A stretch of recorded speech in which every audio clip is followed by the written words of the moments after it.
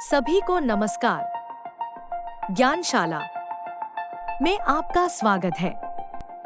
पीकू अपने client mister Verma के case के बारे में डिस्कशन करने अंकल ज्ञानी से मिलने जा रहा है। हाय पीकू, तुम कैसे हो? आई एम गुड अंकल ज्ञानी। मैं फिर से आपकी एक्सपर्ट एडवाइस लेने के लिए यहाँ आया हूँ। मेरे एक कस्टमर हैं जिनका नाम मिस्टर सुरेश वर्मा है, जो एक व्यापारी है। मिस्टर वर्मा अपने परिवार के वित्तीय भविष्य को लेकर चिंतित हैं। उन पर काफी लोन भी है। उन्हें पता है कि अगर उन्हें कुछ होता है और लोन चुकाया नहीं जाता तो सारी प्रॉपर्टी बैंक्स और फाइनेंशियल इंस्टीट्यूशंस द्वारा जब्त की जाएंगी ताकि लोन की राशि रिकवर की जा सके। अरे पीकू, क्या तुमने MWPA married woman property act के बारे में नहीं सुना? मैंने सुना तो है इसके बारे में, लेकिन इसके बारे में बहुत ज्यादा क्लैरिटी नहीं है। Well, the married womens property act एक ऐसा एक्ट है जो मैरिड वुमन के फाइनेंशियल फ्यूचर को प्रोटेक्ट करता है।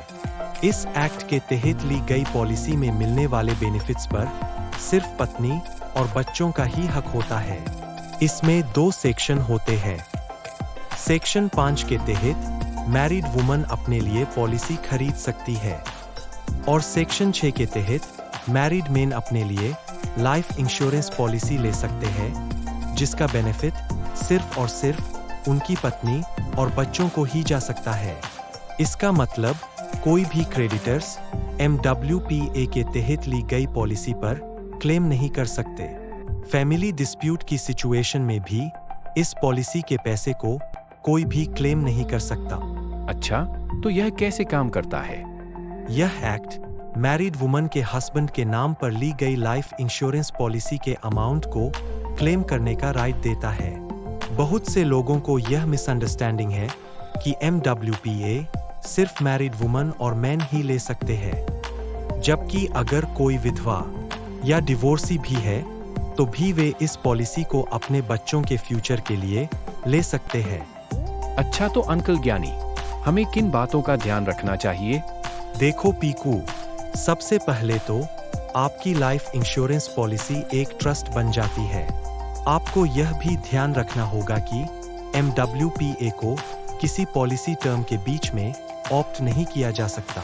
आप यह सिर्फ पॉलिसी खरीदते वक्त ही चूज कर सकते हैं।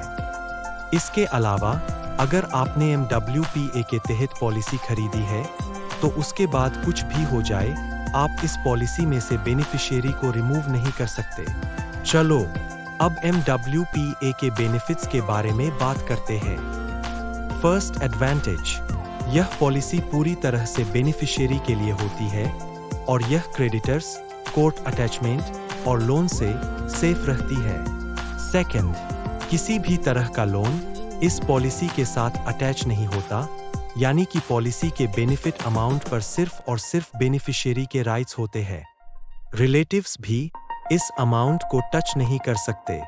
थर्ड, MWPA के तहत पॉलिसी खरीदने के बाद चाहे कोई भी अनसर्टेनिटी हो जाए, आपकी फैमिली के फ्यूचर गोल्स सिक्योर रहेंगे। ओह, समझ गया मैं। तो अगर पॉलिसी MWPA के तहत है तो पत्नी को पूरा अमाउंट मिलता है बिना किसी इंटरफेरेंस के। बिल्कुल। चलो अब समझते हैं कि MWPA के तहत पॉलिसी खरीदते वक्त क्या प्रोसेस होता है। वेल, लाइफ इंश्योरेंस खरीदते वक्त MWPA फॉर्म भरना होता है और आपको अपने बेनिफिशियरी की डिटेल भरनी होती है। हर बेनिफिशियरी का पॉलिसी में कितना परसेंटेज होगा, इसकी डिटेल भी भरनी होती है। यह बहुत अच्छा है। क्या इस बेनिफिट को पाने के लिए कोई एक्स्ट्रा कॉस्ट होती है? नहीं, कस्टमर को कोई एक्स्ट्रा कॉस्ट नहीं पे करनी पड़ती और ना ही पॉलिसी की मैच्योरिटी या डेथ बेनिफिट पर कोई इम्पैक्ट पड़ता है। ओके अंकल ज्ञानी, इससे तो लाइफ इंश्योरेंस पॉलिसी का इम्पोर्टेंस और भी बढ़ जाता है, खासकर मैरिड वुमन के लिए। बहुत हेल्पफुल इंफॉर्मेशन दी आपने, शुक्रिया। खुशी हुई कि तुम्हें समझ आया पीकू। यह जरूरी है कि हम अपने फाइनेंशियल डिसीजन को सही तरीके से समझें और इम्प्लीमेंट करें। अगर तुम्हारा कोई और सवाल हो तो जरूर पूछना। Definitely Uncle Gyani. Thank you. For more exciting content, stay tuned at Gyanshala via emails WhatsApp and PB Partners portal every Wednesday at 3 p.m. PB Partners, एक रिश्ता भरोसे का।